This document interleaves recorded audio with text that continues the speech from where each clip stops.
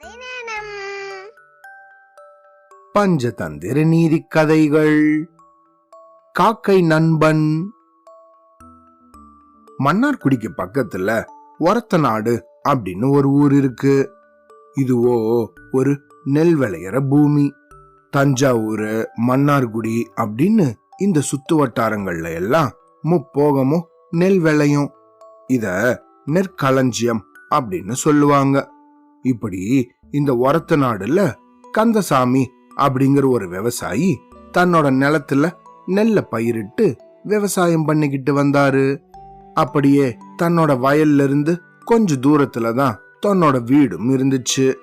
ஆனா இவர் வீட்டுக்கு பக்கத்துல இருந்த ஒரு காட்டுல நிறைய மரங்கள் இருந்ததால அங்க எப்பயும் நிறைய காக்காக்கள் வந்து உக்காந்துருக்கும்.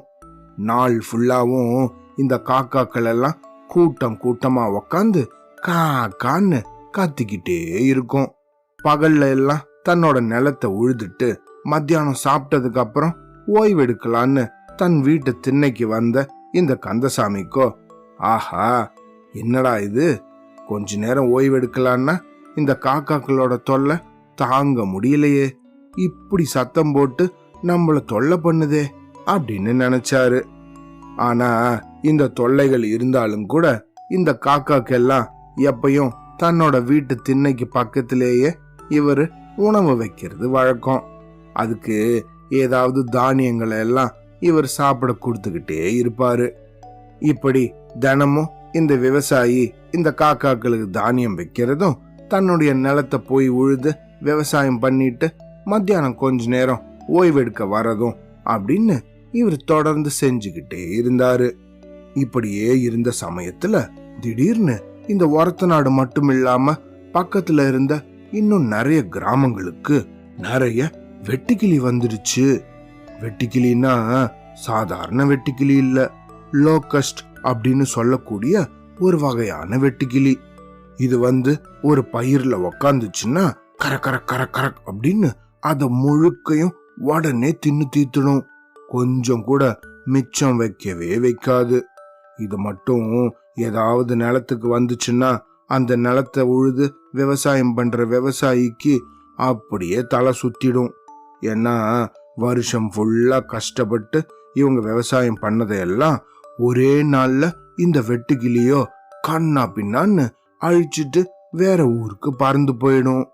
அப்படி இந்த வெட்டுக்கிளி இந்த ஊருக்குள்ள திடீர்னு பூந்துருச்சு. இந்த செய்தியை கேள்விப்பட்ட இந்த விவசாயியோ ஓய்வெடுக்கிறதுல இருந்து திடீர்னு எழுந்திருச்சு தன்னுடைய நிலத்தை நோக்கி ஓடி போனாரு. அடடா, ஆஹா, என்னடா இந்த வெட்டுக்கிளி எல்லாம் நம்ம நிலத்தை நோக்கி ஓடி வருது, இதை நம்ம என்ன பண்ண முடியும் அப்படின்னு ரொம்ப யோசிக்க ஆரம்பிச்சாரு. ஆனா யோசிச்சு என்ன பண்றது, இது சாதாரண வெட்டுக்கிளி இல்ல, அதுவும் இல்லாம ஒன்னா ரெண்டா 100 கணக்குல இந்த வெட்டுக்கிளிங்க பறந்து வந்துச்சுங்க. இத பார்த்த இந்த விவசாயிக்கு அழுகையே வந்துருச்சு. ஆஹா, இப்ப நான் என்ன பண்ண போறேன்னு தெரியலையே, கடவுளே ஏதாவது வழி காட்ட அப்படின்னு கடவுள் மேல பாரத்தை போட்டு தன் நிலத்துக்கு பக்கத்திலே இருந்த ஒரு மரத்தடியில உக்காந்து என்ன பண்றதுன்னு தெரியாம ரொம்ப வருத்தப்பட்டுக்கிட்டு இருந்தாரு. சரி, வருத்தப்பட்டா மட்டும் இந்த வெட்டுக்கிளி எல்லாம் போயிடுமா, ஏதாவது பண்ணணும் தானே அப்படின்னு தன் தோல்ல இருந்த துண்டை வச்சு தன் கண்ணில் பட்ட இந்த வெட்டுக்கிளிகளை எல்லாம் பாட்ட பாட்ட பாட்டுன்னு அடிச்சாரு. ஆனா அவருக்கு கை வலிச்சதுதான் மிச்சம். எத்தனை வெட்டுக்கிளியன்னு அடிப்பாரு, அவ்வளவு வந்துடுச்சே ஒரே வாட்டி. அதனால என்ன பண்றது அப்படின்னு யோசிச்சுக்கிட்டே தான் பாட்டுக்கும் தன் துண்டால இந்த வெட்டுக்கிளிகளை எல்லாம் அடிச்சிட்டு இருந்தாரு. இப்படி இந்த விவசாயியோ தன்னுடைய தோள்பட்ட வலிக்க இந்த பூச்சிகளை எல்லாம் விரட்டுறத இந்த காட்டுல இருந்த காக்காக்கள் எல்லாம் பார்த்துக்கிட்டே இருந்துச்சுங்க. அப்படி பார்த்துக்கிட்டு இருந்த இதுங்களோ, ஆஹா, அட காக்கை நண்பர்களே, இங்க பாருங்க, நமக்கு தினமும் தீனி வைக்கிற இந்த கந்தசாமியோட நிலத்துல எத்தனை பூச்சிகள் வந்திருக்கு, இங்க வாங்க நம்ம உடனே போய் அவருக்கு உதவி பண்ணணும் அப்படின்னு இந்த காக்காக்கள் எல்லாம் ஒன்னு சேர்ந்து நேர இந்த கந்தசாமியோட வயலுக்கு போச்சுங்க. அவரோட நிலத்துக்கு போனதும் இந்த காக்காக்கள் எல்லாம் நேர பறந்து பறந்து போய் அங்க இருந்த எல்லா வெட்டுக்கிளிகளையும் கொத்தி கொத்தி கொத்தி போட்டுச்சுங்க. அது மட்டும் இல்லாம தனக்கு வயிறு முட்டை இந்த காக்காக்கள் வெட்டுக்கிளிகளையும் தின்னுச்சுங்க. ஆனா எத்தனைன்னு சாப்பிடும், எப்பயும் அளவுக்கு மீறின அமிர்தமும் நஞ்சு தானே. அதனால தனக்கு வேண்டியதை சாப்பிட்டுட்டு மிச்ச பூச்சிகளை எல்லாம் கொத்தி கொத்தி போட்டுச்சுங்க. இந்த காக்காக்கள் எல்லாம் தன்னோட நிலத்துல புகுந்த இந்த வெட்டுக்கிளிகளை கொத்தி கொத்தி கீழே போடுறத பார்த்த இந்த விவசாயியோ, ஆஹா, இந்த காக்காக்கள் எல்லாம் நமக்கு எவ்வளவு விசுவாசமா இருக்கு, இதோட சத்தம் நம்ம தொல்லைன்னு நினைச்சுக்கிட்டு இருந்தோமே, இருந்தாலும் நம்ம போடுற சின்ன தானியத்துக்காக இது நமக்கு எவ்வளவு பெரிய உதவியை இன்னைக்கு பண்ணுது அப்படின்னு ரொம்ப சந்தோஷப்பட்டாரு. இந்த காக்காக்களோ அதுங்க மட்டும் இந்த பூச்சிகளை எல்லாம் கொத்தாம அந்த கூட்டத்திலிருந்து இன்னும் கொஞ்சம் காக்காக்கள் பக்கத்து ஊருக்கு போய் அங்க இருந்த தங்களோட வேற பல காக்கை நண்பர்களை எல்லாம் இந்த ஊருக்கு கூட்டிட்டு வந்துச்சுங்க. கூட்டிட்டு வந்து இதுங்க எல்லாத்துக்கும் உங்களுக்கு இன்னைக்கு விருந்து தாண்டி அப்படின்னு சொல்லி எத்தனை பூச்சி வேணுமோ அத்தனையும் கொத்தி சாப்பிட சொல்லிச்சுங்க.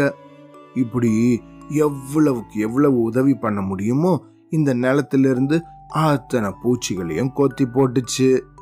இப்படி தன்னோட நிலத்துல இருந்த எல்லா வெட்டுக்கிளியையும் கொத்தி போட்ட இந்த காக்காக்களுக்கு மனமாற நன்றி சொன்னாரு.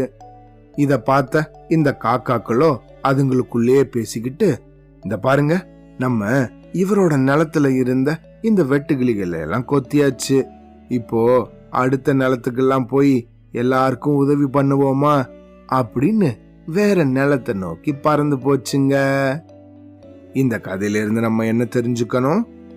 இந்த விவசாயி கந்தசாமியும் இந்த காக்கைகளுக்கெல்லாம் எந்த ஒரு எதிர்பார்ப்பும் இல்லாம கொஞ்சம் கொஞ்சமா தன்னால முடிஞ்ச தானியத்தை போட்டுட்டு வந்தாரு. ஆனா தனக்கு ஒரு பெரிய கஷ்டம் வந்தபோது இந்த காக்காக்கள் தான் அவரை அந்த கஷ்டத்திலிருந்து காப்பாத்திச்சுங்க. இப்படி நம்ம செய்யற ஒரு உதவி எந்த ஒரு எதிர்பார்ப்பும் இல்லாத, பிரதிபலனை எதிர்பார்க்காத உதவியாக இருக்கணும். அதே போல நமக்கு ஒரு உதவி வேணும் அப்படிங்கிற சமயத்துல கடவுள் அதுக்கான ஒரு வழியை காமிப்பாரு. சரியா? அவ்வளோதான்.